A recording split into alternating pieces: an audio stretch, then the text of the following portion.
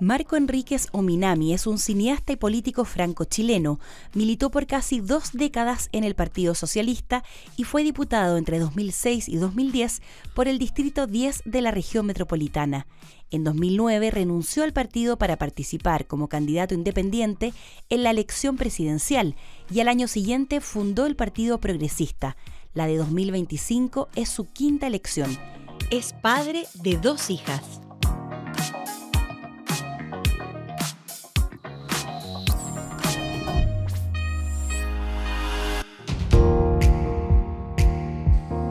Bienvenidos y bienvenidas a un capítulo más de Habitar el Cargo, este programa que hacemos desde Déficit Cero, donde buscamos conversar con personas del país de distintos ámbitos sobre su historia de vida, pero finalmente del barrio, de la vivienda, de su vínculo con la ciudad, y desde ahí conversar de Chile.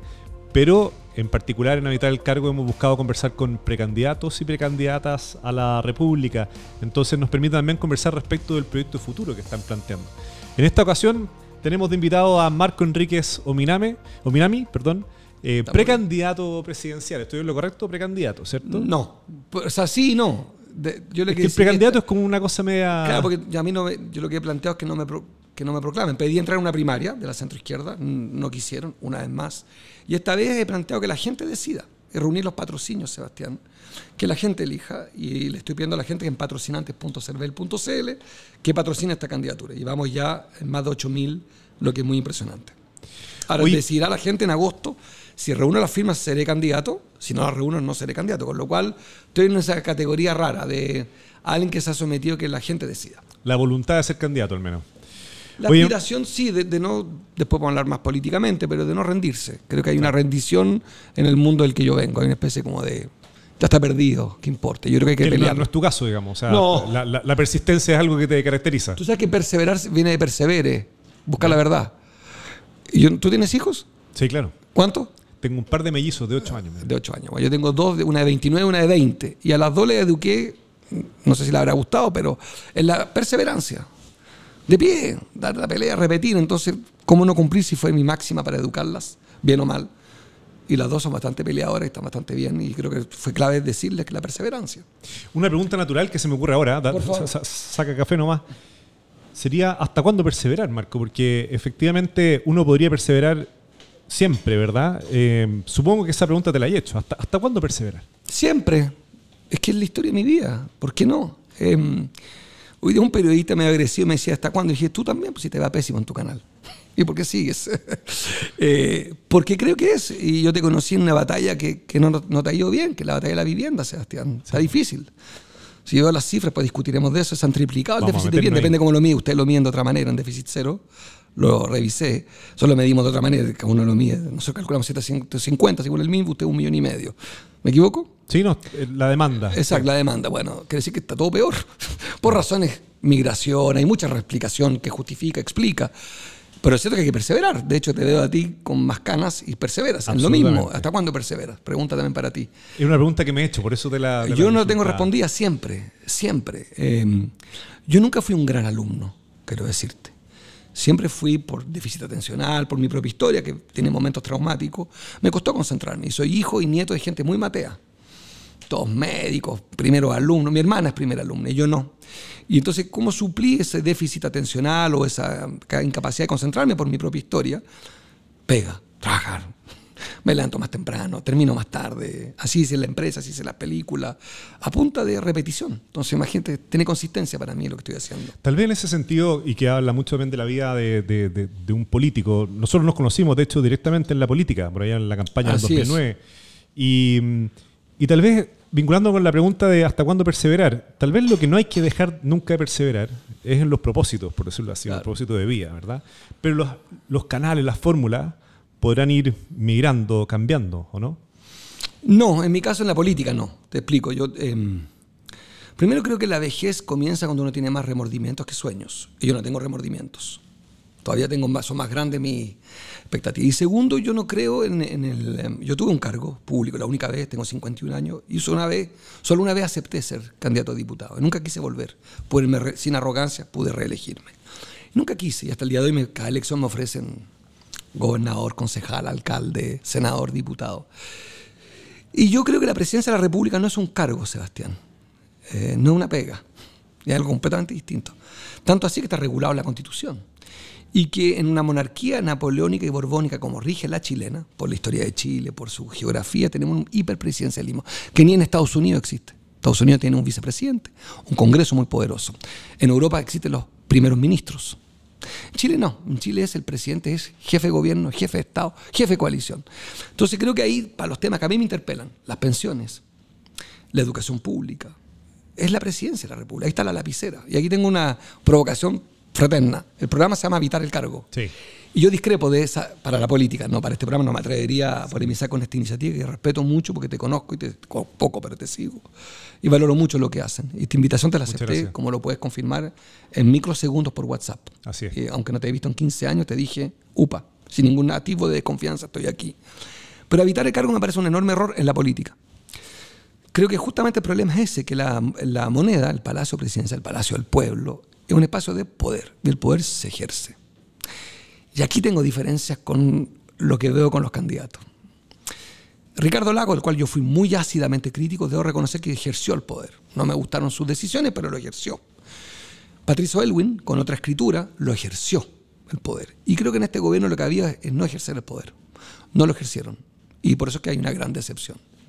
Y por eso creo que la extrema derecha aparece como más, con más hambre. Como con más esa capacidad de ejercerlo. Y creo que el poder no se habita, pero entiendo que aquí hay un juego de palabras, y una búsqueda distinta que tiene que ver con la vivienda, etc. Y hablemos del juego de palabras. Habitar el cargo justamente es porque dijimos, bueno, un tema contingente, ¿cierto? Pero al mismo tiempo la palabra habitar, ¿verdad?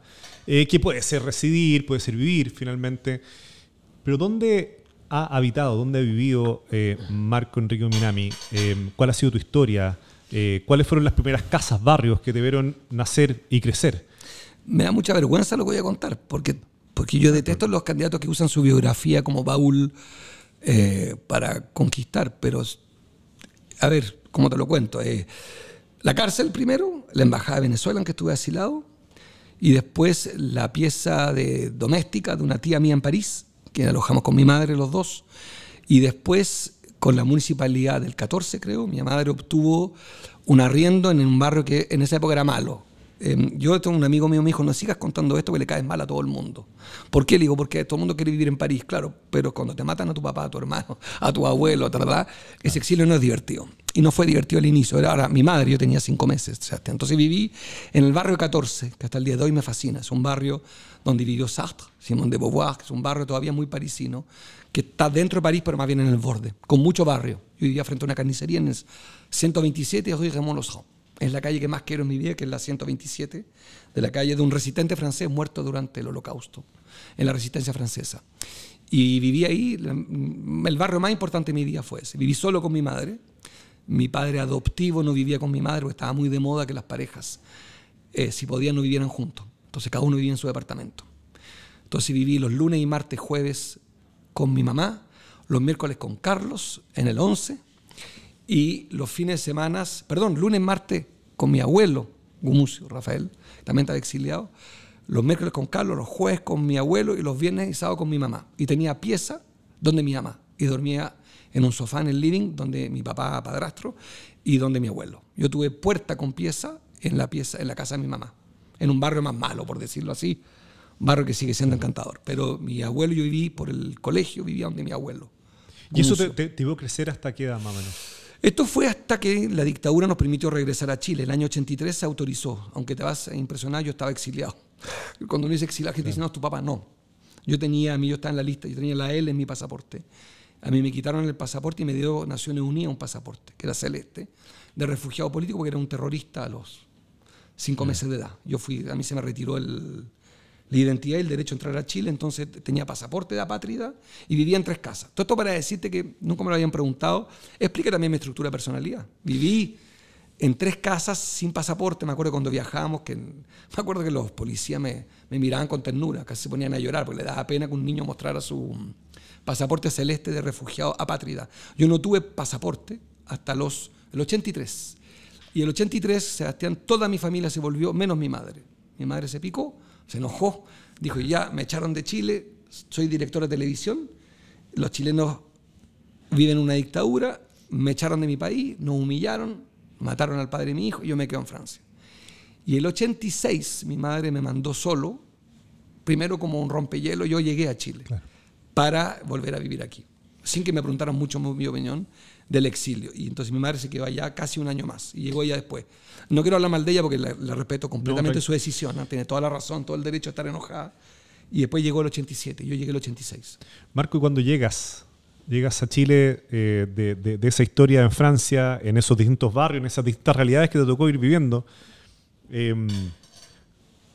¿recuerdas algo del impacto que significó llegar a una sociedad como la chilena en ese momento? He metido la pata, Sebastián, toda mi vida con esto y la voy a volver a meter. Y esto significa simplemente seguir agudizando lo difícil que es mi relación con la élite de donde yo vengo. Yo llegué a Vitacura y me cargó. Me cargó la manera en que vivían la riqueza, la manera en que construían sus barrios, la manera en que vivían sus barrios. Tuve un choque cultural brutal, porque Vitacura es, hasta el día de hoy, la comuna por excelencia, símbolo de la desigualdad, del privilegio. Y yo venía de una ciudad francesa, urbanizada, con mucha clase media, en que lo cómodo, lo que se buscaba era vivir a una escala humana. Una ciudad amable, con veredas, donde las compraventas de autos no estaban como la ostentación del vehículo, del modelo, no se hablaba tanto. Y llegué a Vitacura en que lo más elegante era vivir frente a una compraventa de auto con Mercedes-Benz, me acuerdo. Y era todo un mundo de coordenadas completamente distintas que me chocaron mucho la idea de ciudad, por eso te hablo con mucha propiedad porque me impactó mucho. Yo llegué, para ser preciso, primero a Apoquindo, a vivir con Carlos, que era un barrio así muy de barrio alto, y después a Providencia, para ser exacto. Y Providencia me pareció un poco más amable, un poco más a escala humana, alguna vocación más de clase media, algún jubilado, una panadería, un almacén. Pero, sobre todo en esa época, además. Claro, pero todo lo que era Vitacura, donde yo estudié, me pareció un horror. Esas veredas largas, con unos Mercedes-Benz, unas veredas inhóspitas, unas luces apagadas las noches. Y me parecía que era un horror eso. Parecía que no tenía vida, que no tenía humanidad. Fui muy crítico pido perdón porque además tuve vecinos que no me quieren, gente que está dolida cuando digo esto, pero es mi verdad. Me pareció que la élite chilena tenía muy mal gusto. Entonces me parecía divertido que yo, siendo de liceo público en Francia, de clase media baja, mi madre vivía con $1.000, que son 8 días 900.000 pesos. Era profesora y directora, o 1.200 por decir algo. Éramos una familia sensible. Y llegar al barrio alto, y todo era equivocado. Yo no entendí nunca los códigos sociales, ni la urbanización a propósito. Nunca entendí. Me decían, vámonos a la Copec a tomar algo, un viernes en la noche. Decía, ¿cómo sería? No, el panorama era la Copec. Y tenían autos, me acuerdo. No lo digo peyorativamente, pero tenían autos, porque eran de otro nivel social. Y me quedé súper fuera de ese código, y me sentí súper exiliado de nuevo. Aunque parezca loco, era como vivir el exilio a los... No físicamente, pero era... Sí, era como decir que no tengo nada que ver con este mundo. Y me sentí mucho mejor en Macul. Tenía unos primos hermanos invitados a una fiesta en barrios de origen más popular. Me acuerdo incluso una anécdota que me gustaban los prisioneros, que eran muy mal vistos en el barrio alto. Que escuchar a los prisioneros era considerado ya lo último, la vulgaridad. Y yo prefería las fiestas donde se bailaban los prisioneros. Se bailaba Soda Stereo en el barrio alto y los prisioneros y ya me gustaban los prisioneros. Y me acuerdo que era un acto de rebeldía. Estoy mezclando elementos, pero claro, lo viví mal, no lo viví bien. Y Marco, eso ya en la etapa de la juventud que me interesa el como... equivocado, quiero aclarar algo para todos los que vean esta entrevista, el equivocado soy yo.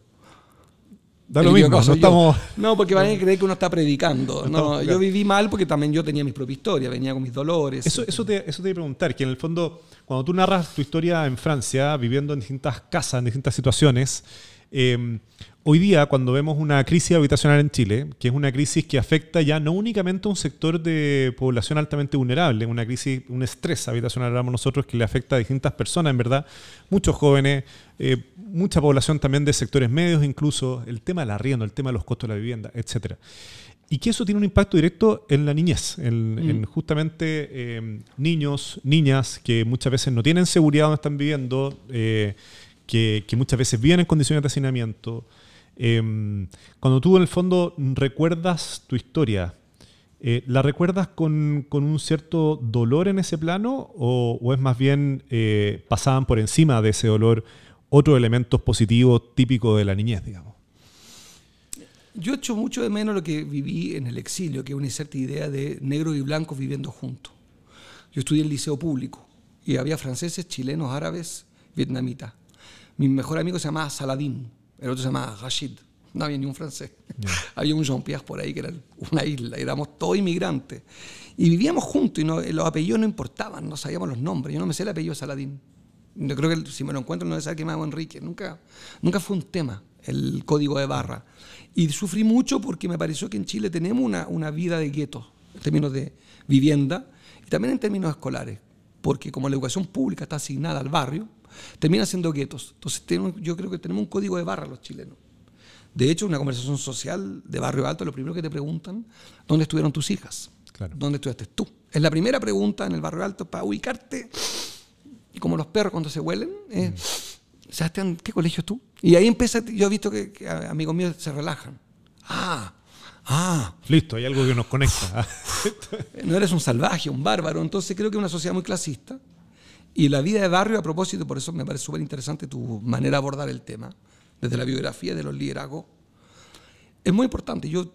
Mi etos programático tiene que convivir juntos. Yo discrepo de lo que se ha hecho en los 30 años de transición democrática, de democracia y de dictadura, que es un poco la idea falsa de la libertad de elegir, que finalmente es la dominación del dinero. Aquí en Chile depende del dinero donde vives, donde estudias. Y la verdad es que la sociedad es más justa, y hay atenuantes para explicarlo. La sociedad finlandesa es más homogénea que la chilena, es más chica.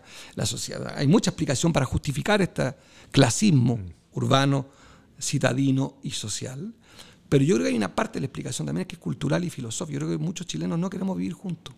Yo creo que esto se ha volvido un gran mall a los codazos. Es cosa de ver cómo manejan muchos compatriotas. Déjame pasar, me da lo mismo. Y la idea de vivir juntos no está instalada. Justamente a partir de ese punto que mencionas, hay corrientes, por decirlo así, del progresismo urbano en el mundo que plantean la idea de la desegregación. Es decir, ¿saben qué? Hay formas de políticas públicas que empiezan a segregar, ¿cierto? Segregación de la riqueza o de la pobreza. Yo creo que en Santiago y en ciudades de nuestro país más o menos se percibe aquello. Por lo tanto, hay que impulsar políticas públicas de desegregación, que en concreto es que exista nuevamente una mixtura en los barrios, que se aprenda a vivir juntos y que los barrios progresen en esa diversidad, ¿verdad? Y eso implica equidad, por ejemplo, en el acceso a ciertos bienes privados y públicos, ¿verdad? Fuentes laborales, inversión, entre otros elementos. ¿Cómo producir esa desegregación? ¿Cómo producir un nuevo... una palanca, una época en Chile que venga justamente de la construcción de barrios, de ciudades que sean integradas, donde no necesariamente el poder que tenemos al interior de nuestros bolsillos defina todo? Yo creo que la respuesta es una sola, pero tiene dos explicaciones. La educación. Me explico. Una obviedad primero. Es lo que te hace menos egoísta es la educación. Lo que hace que un niño sea de derecha es que no está educado.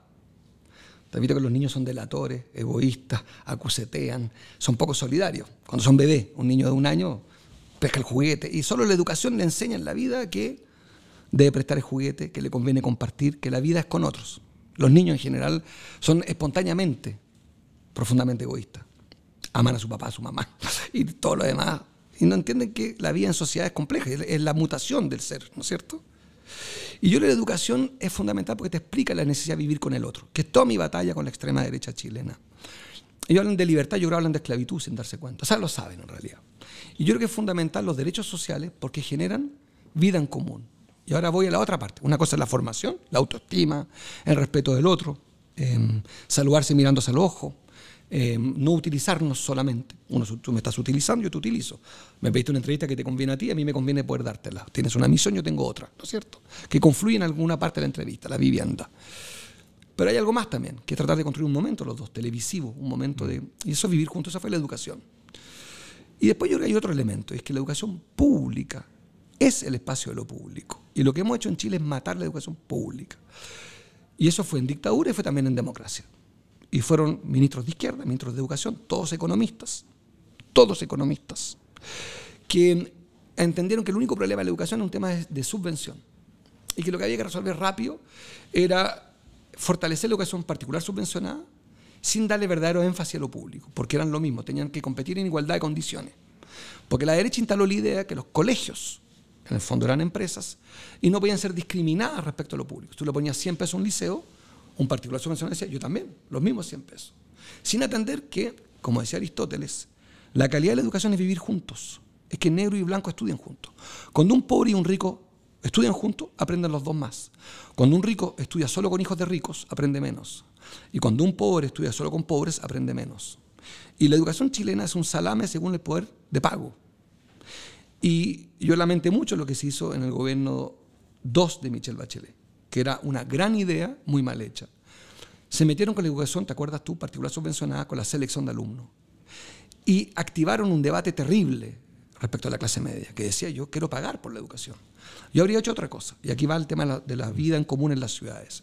Los liceos públicos, si tú inviertes en esto, Sebastián, y los transformas en las catedrales de la comuna, las nuevas iglesias, que están bastante vacías por lo demás, y hace que el liceo sea con calefacción, profesores bien pagados, polideportivos, abiertos los fines de semana, con seguridad, con cámara de vigilancia, con guardia, con pestillo. Estuve en San Antonio el otro día, no había papel confort, Sebastián.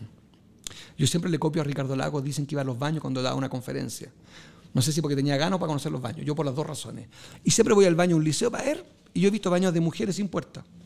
Un detalle, un derecho a tu intimidad, ¿no? He visto baños de mujeres sin pestillo. He visto baños de hombres sin puerta. Tus necesidades, en general, uno lo hace con la puerta cerrada. Estar toda la jornada al colegio sin poder ir al baño en un momento de intimidad me parece a mí decido. Entonces, creo que la clave, y este es mi tema con la ciudad, es primero los liceos. Es meterle toda la plata. Y no aceptar el argumento de la derecha de que la educación es un negocio y que el que puede pagar, paga. Y el que no puede pagar, no paga. No funciona así.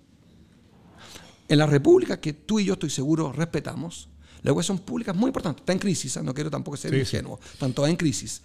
Yo te quiero contar mi experiencia de ciudad. Yo estudié en el liceo que me correspondía por el barrio. No teníamos libertad de elegir. Tú no elegías tu colegio. Tú dices, no, yo quiero un colegio con menos haitiano, menos venezolano. Te toca este. Es bien autoritario el sistema francés, que es 1000 veces mejor que el nuestro. 1000. Yo nunca tuve libertad de elegir. Pero tuve derecho a algo, a tener una educación infinitamente mejor que la que tuvieron mis hijas en colegio privado. Y la mía era pública. O sea, tuve la educación la mejor que se puede tener. Y yo estoy cada día pelo blanco, estoy cada día menos negro. Soy súper negro. Soy súper inmigrante de cara para allá. Más parecido a ti. Soy como tú. Y fui tratado como un príncipe. Aprendí, mira, pagado por el Estado. Aprendí a esquiar.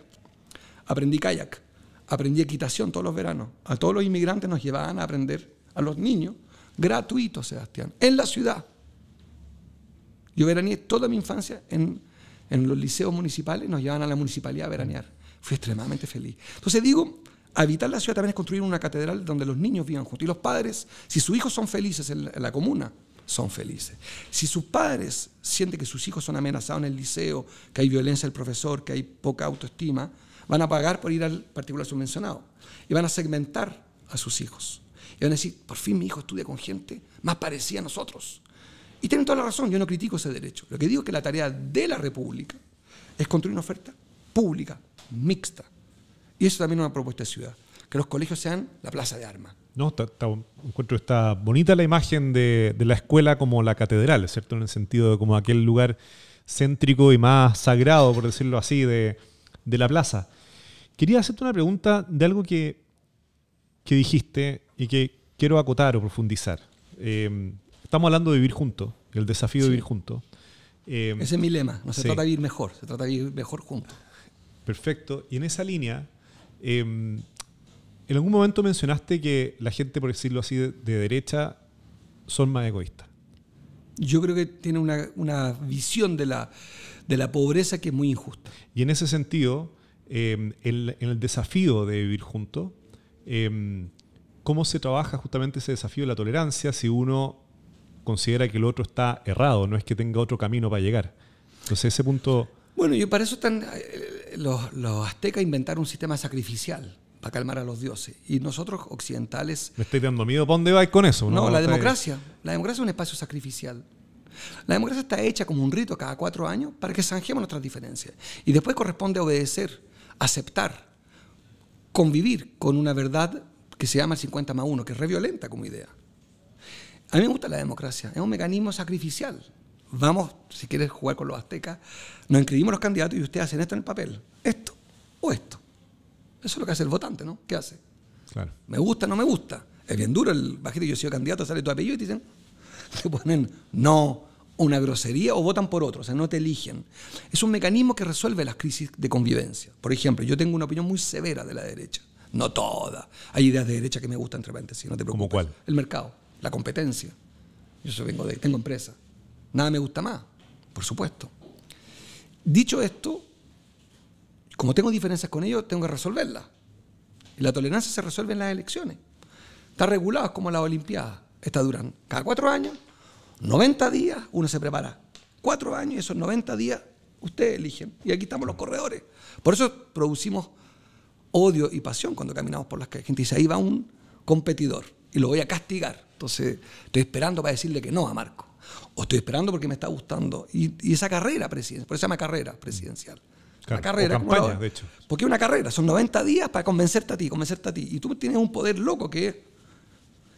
Entonces yo digo, con la derecha, zanjemos nuestras diferencias en el debate y en la democracia. Y cuando ganó Sebastián Piñera, 2 veces en Chile, yo competí 2 veces contra él, nunca discutí su triunfo. Y nunca habrás visto un ambiente sedicioso en mí, subversivo, golpista. Me cargó su gobierno. Le dije públicamente, ojalá renuncie por el bien de Chile, pero jamás se me ocurrió decirle voy a armarle un golpe de Estado. Todo, entre paréntesis, la derecha no puede decir lo mismo en Chile porque sí hicieron un golpe. Y lo defienden los 3 candidatos que hoy día en boga, los 3 defienden el golpe. Y yo no defendí nunca un golpe contra Sebastián Piñera. Nunca. Era el presidente democrático. Bolsonaro en Brasil ganó ilegítimamente. Vino a Chile. No fui como Evelyn Matei a funar a la embajada. Echen al dictador Bolsonaro. Era el presidente de Brasil. No me gusta. Milei es de ultraderecha. Lo reconozco presidente de los argentinos. Entonces me parece que el código azteca, ¿cómo resolvemos? Con la democracia. Un voto para ti, un voto para mí. No, y hay un sentido republicano, no en el sentido del Partido Republicano me refiero, sino que en el sentido de, ¿cierto?, respetar la república, las instituciones. Una pregunta yendo directamente a los temas de vivienda. Tal vez de los principales desafíos que tenemos es la juventud, las nuevas generaciones que ingresan al mercado laboral y su acceso a la vivienda. Son generaciones que probablemente que van a quedar altamente frustradas, ¿ya? Donde para ellos la vivienda se les aleja muchísimo más de lo que era para sus padres, que muchos de ellos pudieron obtener, ¿cierto?, una vivienda. Y eso en una sociedad como la chilena, en que en nuestro ADN está metido el sueño de la casa propia, ¿verdad? El poder acceder a una vivienda en propiedad, por todo lo que eso significa también. Entonces, frente a ese tema, en tu campaña, en tu equipo, en tu programa, ¿qué hacer con la problemática justamente de la juventud para acceder a una vivienda? Yo primero tengo una pregunta. En el documento déficit cero ustedes establecen a 10 años un déficit de 1,5 millones. Sí, hablamos de una demanda. Demanda no de 1,5 déficit, sino y que es personas que van a necesitar algún tipo de ayuda por parte del Estado eso es lo para que leí. acceder. Arriendo, claro. Sí. Y el MINVU, que nosotros usamos esa cifra, habla de un déficit de 750.000. 650.000 aproximadamente se habla del déficit cuantitativo, o sea, la cantidad de hogares que hoy día no tienen una vivienda. Si están arrendando, se considera que ya tienen, por decirlo así. Y tú llegaste a 1,5 millones. Llegamos a 1,5 millones. A 10 años proyectado. No, hoy día. Hoy día es 1,5 millones de hogares que necesitan algún tipo de ayuda del Estado para acceder a una vivienda adecuada. Perfecto. ¿Cuál es tu pregunta? Con la juventud. ¿Qué hacer? ¿Qué decirle justamente a las nuevas generaciones que están hoy día buscando una vivienda y que se les hace cada día más lejos? Yo creo que hay primero una mala noticia. Hay un problema serio de ingresos que es estructural, que no va a mejorar, ni ahora ni el próximo año. Hay un problema de empleabilidad de los jóvenes que es doble que el de los adultos. Y hay un problema y es que la velocidad en que crece el precio de la vivienda respecto al ingreso real es por 2 o por 3. Con lo cual, cada joven que entra al mercado laboral, el costo de la vivienda que él puede aspirar es más o menos 3 veces lo que él gana. O sea, es cada día peor. Claro. Y el crédito va a tender a encarecerse en Chile. Sobre todo si a las AFP les sigue yendo tan mal. Porque parte del problema es, tú sabes que el sistema AFP colabora mucho al mercado de capital y entre otros el crédito hipotecario. Cosa que hay que explicar bien. Con el dinero del trabajo se financia el mercado de capital y entre otros todo el sistema crediticio bancario que también tiene que ver con la vivienda. Y tenemos un Banco Central extremadamente conservador que está buscando, producto de la inflación, encarecer el crédito, no abaratarlo. Estamos en un ciclo más bien conservador, no estamos en un ciclo expansivo. No estamos diciendo a los chilenos, endeúdense, páselo bien, estamos diciendo, consuman menos, endeúdense menos. Y por tanto, la nueva generación, tú lo lees muy bien, lo que les espera es aún más duro que lo que nos tocó a ti y a mí, y aún más duro que lo que le puede haber tocado a nuestros, digamos, nuestros abuelos, no a nuestros padres. Nuestros padres con la dictadura les tocó muy duro también, pero nuestros abuelos. Yo diría que lo primero es que nosotros hemos hecho un esfuerzo a partir de lo que ustedes creo que no lo hicieron en déficit cero, es cuantificar la propuesta, es ponerle cifras. Calculamos nosotros que de aquí la cifra del MINBU, de los 750.000. Entonces calculamos que son más o menos 5.600 o 5.200 millones de dólares en 6 años, lo que se va a requerir, o sea, mucha plata. Okay. ¿Estás hablando al año? ¿O qué? No, en 6 años. O sea, 31.000 millones de dólares, disculpa. 31.000 millones, disculpa. 6 por 5, 31.000 millones de dólares.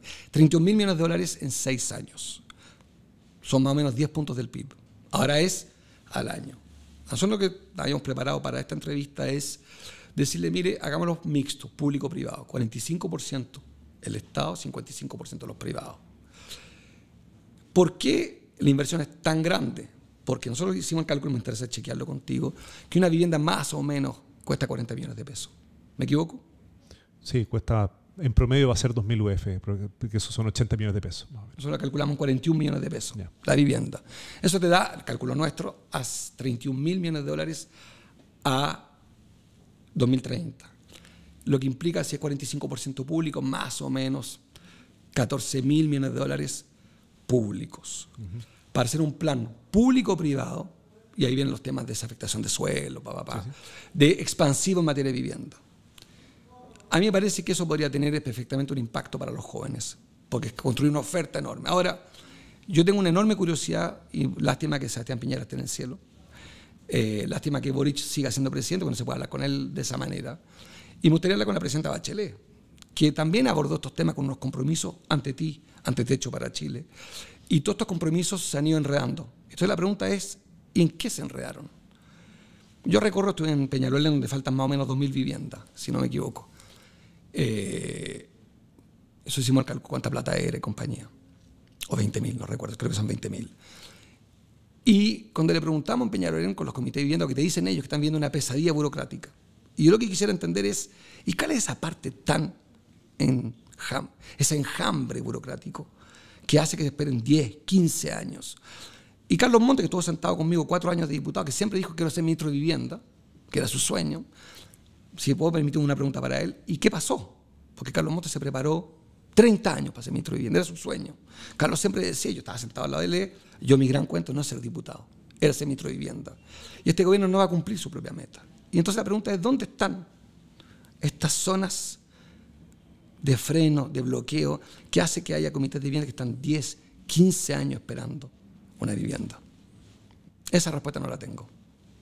Como presidente empresario te diría, gritos. ¿Cómo se explica? Para no ser demagógico y decir, la fundación, en caso de fundaciones como es Procultura, se robaron la plata, me parece que no alcanza como explicación seria para el problema de la vivienda. Claro. ¿No? Sí, o sea, efectivamente tenemos un incremento de la demanda por vivienda muy alto y una baja en la oferta, y eso ha encarecido muchísimo la vivienda. Y producto de la migración, ¿no? La migración es un factor muy relevante, pero al mismo tiempo la incapacidad que hemos tenido de adaptar políticas de suelo, sobre todo, más que incluso de producción, de acceso a suelo, mira tú la cantidad de inversión que hay en materia de metro, en materia de trenes, etcétera, y que alrededor tú puedas densificar para que lleguen la mayor cantidad de gente sin hacer guetos verticales, en el fondo de densificación equilibrada. Yo creo que es un elemento muy relevante, pero asimismo, cómo aprovechas baños que hay en nuestras ciudades que te puedes acceder con infraestructura, ¿verdad? De servicio, entre otras cosas. Una pregunta de propuesta, ¿cuál es tu opinión respecto al tema militar? Por ejemplo, yo recorro mucho Chile, y hay una cantidad enorme de regimientos dentro de las ciudades, que perfectamente uno podría llegar a un acuerdo, y sé que no le va a gustar a la familia militar, que esos suelos se desafecten para vivienda social, y que ellos, créeme que un regimiento puede perfectamente funcionar logísticamente fuera de la ciudad. Es más, lo normal es que no estén dentro de la ciudad, es lo normal. ¿Que ustedes han estudiado ese tema? Sí, sobre todo hacia el norte. Hacia el norte tienes mucho suelo fiscal, efectivamente, porque el norte son justamente los lugares que tienen mayor problema en materia de suelo. Tienes mucho suelo fiscal muy cercano y que esto se ha planteado también en línea con lo que tú has dicho en distintas instancias, en distintos gobiernos. Y creo que hay que avanzar hacia allá. Una propuesta que hemos lanzado con mucha fuerza es crear zonas de emergencia habitacional. Pensemos en Alto Hospicio, pensemos en Talcahuano, en Lampa, ¿cierto? Zonas que han estado con mucha demanda, mucho campamento además, y que tú puedas crear como si fuera una suerte de catástrofe, pero es una emergencia, ¿verdad?, social que se está viviendo. Entonces generar proyectos urbanos habitacionales que sean mucho más rápidos en suelo público, en suelo privado. ¿Y por qué no se ha hecho?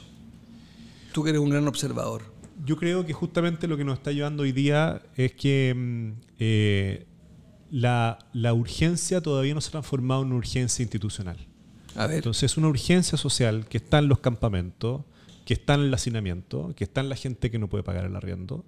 Y lo que nos ha faltado es que eso penetre en la agenda política. No en la agenda de, digamos, urbanistas necesariamente, no en la agenda técnica, sino que en la prioridad de quienes van de candidato a presidente y a presidenta. ¿Tú crees? Porque, déjame rebatirte, el presidente Boric, que yo creo que ha hecho un gobierno decepcionante, eso sí nombró un gran ministro de Vivienda, o sea, probablemente el mejor posible ministro de Vivienda de la democracia, que yo creo que no es buen tipo, no es simpático, pero que siempre se preparó y que durante su legislaturas, se dedicó a la vivienda, que fue Carlos Montes.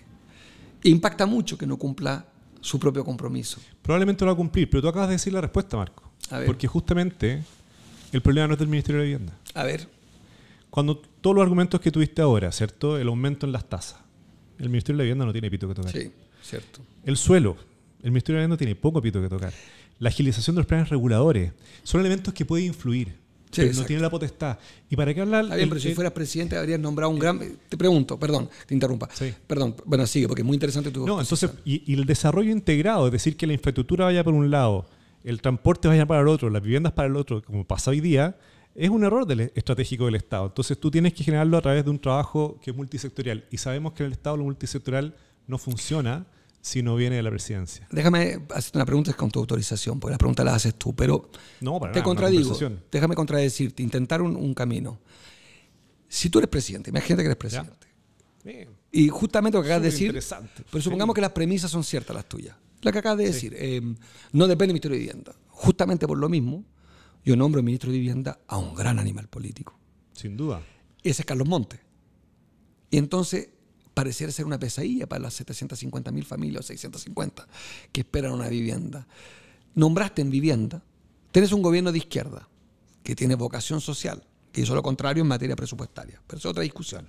Pero nombraste un ministro socialista de vivienda que se dedicó a la vivienda, o sea, ya no solamente el buen tipo, el santo, buena persona, es un tipo que se dedicó todos sus periodos de diputado, y puedo equivocarme, pero creo que fue 30 años miembro de la Comisión de Vivienda. Me atrevo, me arriesgo a apostarte que él siempre estuvo en la Comisión de Vivienda. Que fue su lema. Más preparado en vivienda que Carlos Montes, yo no creo que haya en Chile. Y lo digo así Sí, estoy de acuerdo. con certeza, ¿no? ¿Estás de acuerdo en eso? Al menos desde los parlamentarios. Entonces la parlamentarias. pregunta es, si ya tienes un presidente con sensibilidad progresista, que yo creo que se equivocó completamente en materia fiscal y en materia tributaria, esa es otra discusión, que tiene que ver con este tema también, que no puso los recursos a disposición. Y nombraste correctamente un ministro, la pregunta entonces, ¿cómo sería? Es que yo insistiría en el punto, Sí. Marco. O sea, si tú tienes que hacer un proyecto de vivienda de partida, parte de la base, y esto es bien importante, que es nuestro lema, que una casa no es una casa. Tú no sacas nada con construir casas si no tienen hospitales cerca, educación, ¿verdad? Transporte. Por lo tanto, necesitas un trabajo mancomunado de distintos actores. Y segundo, el 70% del problema se traduce en 10 grandes ciudades. Si nosotros en Chile, metropolitana, las capitales del norte, Gran Valparaíso, Gran Biobío, Puerto Montt y alrededores.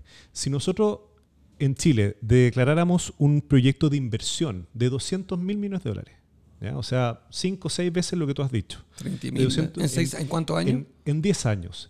En esas 10 ciudades, que sea inversión de infraestructura, de equipamiento y de vivienda pública y privada, con concesiones, etcétera, no solamente das vivienda y das ciudad, sino que genera unas palancas desde el punto de vista del motor de desarrollo. Del empleo, de la economía. Brutal. Entonces, eso yo creo que es lo que buscamos justamente con este programa que tal el cargo. Ustedes midieron cada vivienda, yo leí por ahí, Sí. que cada vivienda social construida que genera entre 1 y 2 empleos. Puede ser.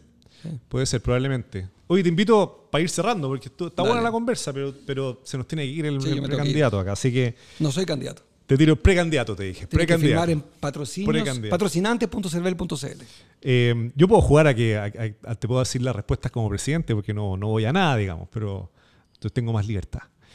Oye, ping-pong. ¿Has Tú jugado sabes que ping-pong? una corrección. Te dije algo fuera de micrófono y lo repito acá. Yo era coqueto y seductor. Hoy día soy solo seductor. Estoy muy libre. Estoy dispuesto a coquetear menos. Estoy cada día, lo que es peor para ser candidato, estoy cada día más auténtico. No quiere decir que sea perfecto. Sí, todos tenemos sombras, pero no soy santo.